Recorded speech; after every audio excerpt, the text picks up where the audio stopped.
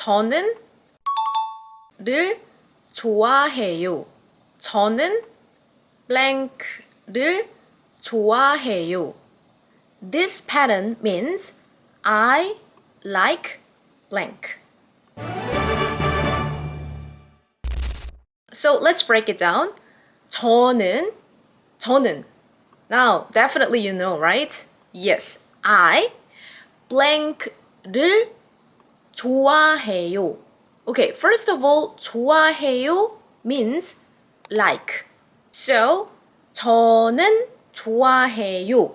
I like. And about the object part, in English, the order is subject, I, and verb, like, and the object would be the last. But in Korean, we put verb in the last part. So we say object first, before the verb. So, 저는 blank를 means object, 좋아해요, verb.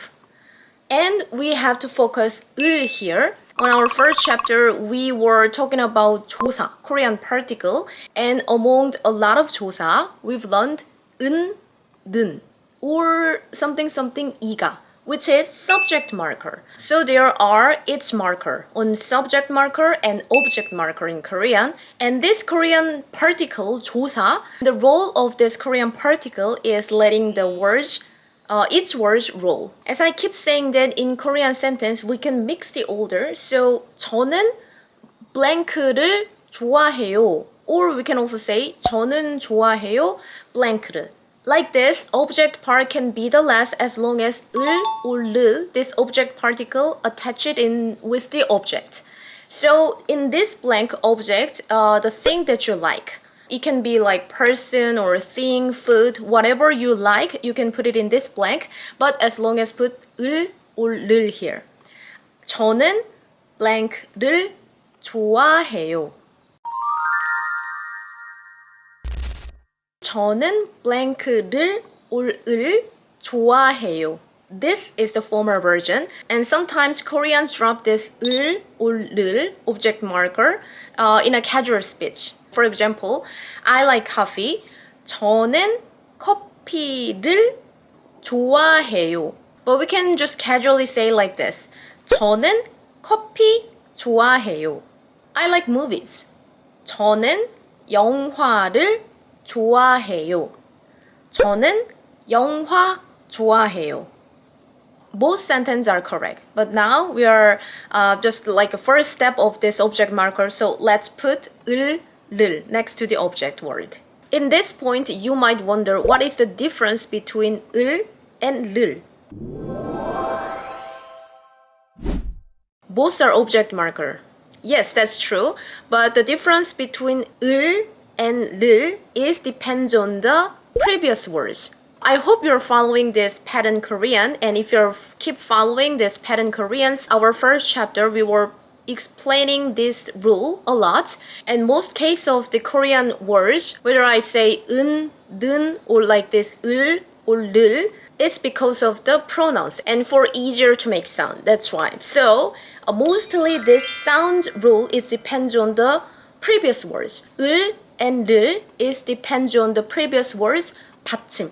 I hope you know what 받침 is. Yes, 받침 is the consonants, but the final consonants, let's say. Before we attach 을 or 를, focus on the last words of the object. If this word end with 받침, we put 을 here. And if the last letter doesn't have 받침, it just ends with vowels, we put 를 here. For example, candy in Korean is 사탕, 사탕. And 탕, 이응, there's 받침 이응 here, 탕. So it ends with 받침, final consonants. So in this case, we put 을. 저는 사탕을 좋아해요.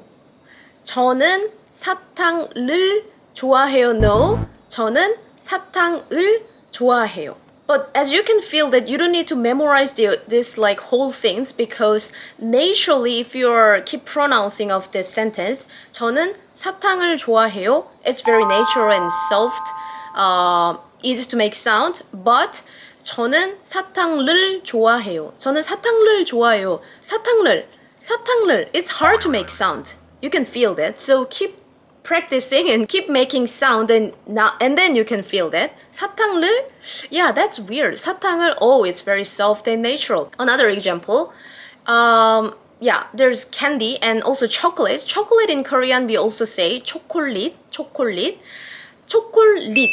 릿 here there's 받침 시옷. So 저는 초콜릿을 좋아해요. Correct.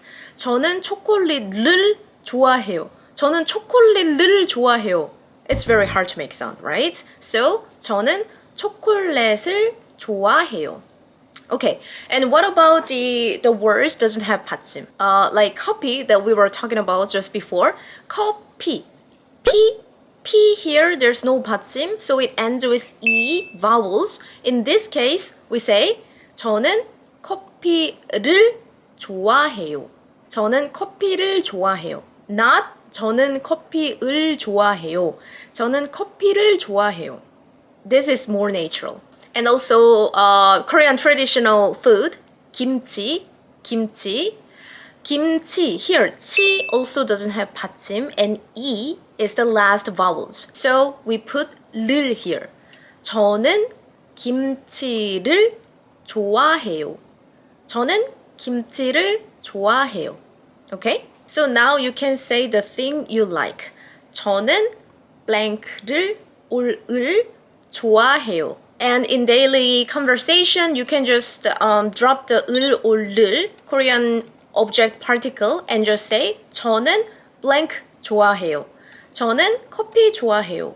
저는 우유 좋아해요. Something like that. So this time we were talking about the thing we like, and next time let's talk about the thing we don't like.